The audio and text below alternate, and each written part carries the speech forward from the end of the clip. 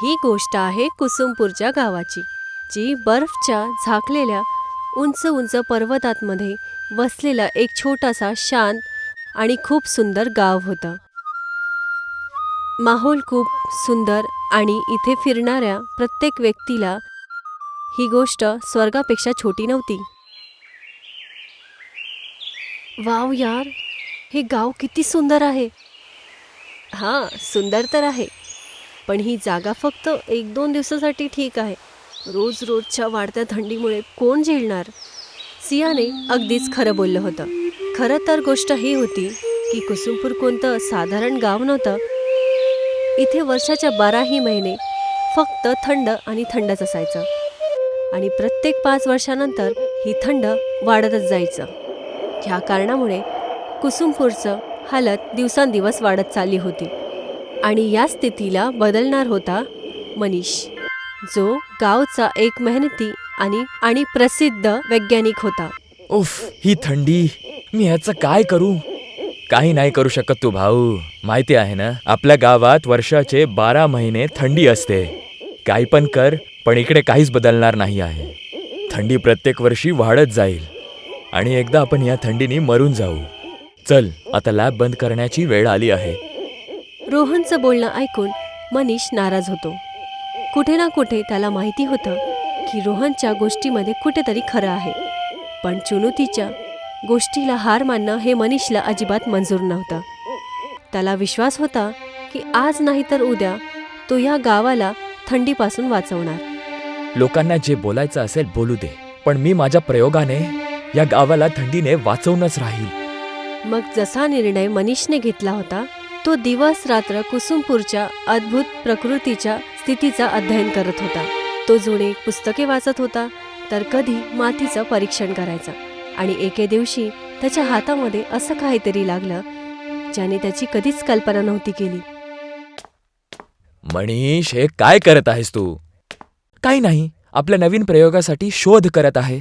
अच्छा, सांग जरा, कोणत्या गोष्टीवर रिसर्च चालू आहे तुझी? सांगतो. हे बघ, हे आपल्या गावाचा एक खास नक्षा आहे. या पूर्व दिशेत जे डोंगर आहे ना, तिकडे एक विहीर दाखवली आहे आणि तुला माहिती आहे त्या विहिरीत काय आहे? काय? गरम लावा.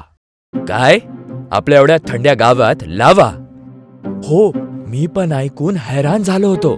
पण जर हे नक्षा त्या विहिरीला दाखवत आहे, तर मग ती विहीर प्रत्यक्षात नक्की आहे. आणि जर मी त्या विहिरीला शोधलं, तर मी ते करून दाखवेल ज्याची कोणी कल्पना सुद्धा केली नव्हती. आणि जर गरज पडली तर मी या प्रयोगात तुझी नक्कीच मदत करणार आहे. गरम लावाने भरलेल्या त्या गुप्त विहिरीच्या बारेने ऐकून रोहन दंग आणि खुशही होता. आतापर्यंत त्याने मनीषच्या गोष्टींवरती पूर्ण विश्वास नव्हता ठेवला, पण त्या लावाच्या विहिरीबद्दल ऐकून त्याला पूर्ण विश्वास झाला की मनीष एके दिवशी एक दिन गावाचं भविष्य नक्कीच बदलेल. आणि आता रोहनही त्याच्या प्रत्येक गोष्टींवरती साथ द्यायला तयार होता. दुसऱ्या दिवशी दोघंही जण त्या रहस्यमय विहिरीच्या शोधात निघाले.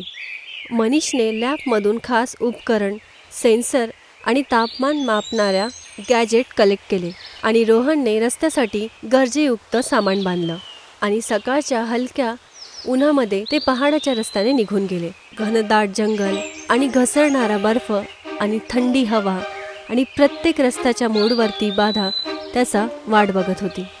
कधी सेन्सर अचानक बंद होईल, तर कधी पहाड तुटून त्यांचा रस्ता वळवत होती, तर कधी ते थंड हवा त्यांना मागे घेऊन जाण्याचा प्रयत्न करत होती. पण दोघं आताही हार नव्हते मानत. प्रत्येक कठीणाईला पार करून, प्रत्येक अडचणीचा हल काढून ते शेवटी संध्याकाळ होता होता त्या गुप्त लावा विहिरीजवळ ते त्यांच्या पोचले. रोहन, हे बघ, आपल्याला विहीर मिळाली. हो, हेच तर हवं होतं. गावाच्या थंडीच्या समस्याचा आता असली निवारण त्यांच्या हातात होतं. पण हे विजय एवढं आसान नव्हतं. खूप वेळपर्यंत भटकणं आणि नुकीले दगडांमधून आपला रस्ता बनवणं आणि पहाडी हवेचा आपला मार झेलणं, असं वाटत होतं की प्रत्येक क्षणामध्ये ती प्रकृती त्यांचा परीक्षा घेत होती. पण शेवटी दोघांनीही प्रत्येक मुश्किलचा सामना करून आपलं काम बनवलं होतं. रोहन, आपण लावाला टँकरमध्ये भरून पर्यंत घेऊन जाऊयात. आता तुला एक खूप महत्वाची गोष्ट करायची आहे. सांग. तुला हे जमा करून ठेवलेल्या लावाला छोट्या छोट्या क्यूब्स मध्ये बदलायचं आहे. प्रत्येक 500 क्यूबचा एक समूह बनवायचा आहे आणि असे आपल्याला 1000 समूह बनवायचे आहेत. याला आपण मायक्रो फायब्रिक मध्ये लावून एक कोल्ड आणि हीट कंट्रोल चादर बनवायचं आहे, ज्याच्याने गाववाले रोज याचा वापर करतील. वा वा वा मनीष, लावाच्या क्यूब्सने बनलेले चादर, याबद्दल तर कोणी विचार सुद्धा केला नसेल. बघशील, तुझा हे प्रयोग नक्कीच सफल होणार आहे. मनीषचं बोलणं ऐकून रोहन एकदमच चकित होतो. असा अनोखा विचार त्याने कधीच विचार नव्हता केला. पण मनीषच्या दूरदर्शी विचारामुळे आता हे संभव झालं होतं. रोहनने काही न सांगता प्रत्येक गोष्टींचा जिम्मेदारी आपल्यावर घेतली. त्याने कॉलेजमध्ये नवीन छात्रांची टीम बनवून त्यांनी काम चालू केलं. दुसरीकडे मनीष बाकी तकनिकी वरती लक्ष देत होता. काही हप्त्यांच्या मेहनतीनंतर त्यांनी हीट कंट्रोल कंबल तयार केलं आणि लगेचच त्यांनी त्या गाववाल्यांना दाखवलं. गावकऱ्यांनो, इकडे येण्यासाठी तुमचं खूप खूप धन्यवाद. जसं आपल्याला माहिती आहे, आपल्या गावात 12 महिने थंडी असते आणि प्रत्येक वर्षी थंडी अजून वाढत जाते. या वाढणाऱ्या थंडीशी लढणं खूपच अवघड होत चाललं आहे. पण आता घाबरायची काही गोष्ट नाहीये. तुमचा या परेशानीचा उपाय आहे आमचं बनवलेलं कोल्ड हीट कंट्रोल लावा ब्लँकेट, जे तुम्हाला या थंडीने वाचवून ठेवणार आहे.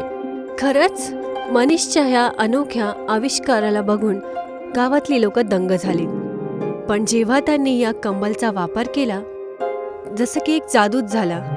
गाववाल्यांची थंडीची समस्या आता पूर्णपणे, पण त्यांच्या सेहतमध्ये आता सुधार झालेला होता आणि त्यांचं जीवनही आता सामान्य झालं होतं. भाऊ, वा मनीष, मानलं तुला.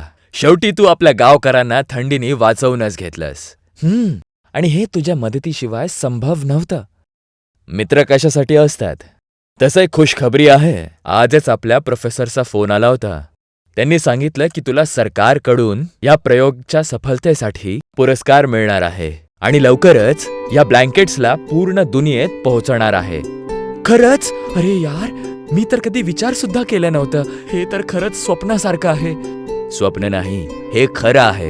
तुझी मेहनत आणि तुझ्या हिम्मतचं फळ. रोहनचं बोलणं ऐकून मनीष एकदम खुश होतो आणि त्याने कधीही कल्पना नव्हती केली की त्याचा पहिला प्रयोग ना की सफल होईल, अजून मोठी लोक त्याची सराहनाही करतील. आणि हा मनीषचा आत्मविश्वास आता आधीपासून खूप जास्त मजबूत झाला होता. तो येणाऱ्या जीवनामध्ये आता काही कठीणाईला पूर्णपणे सामोरे जायला तयार होता.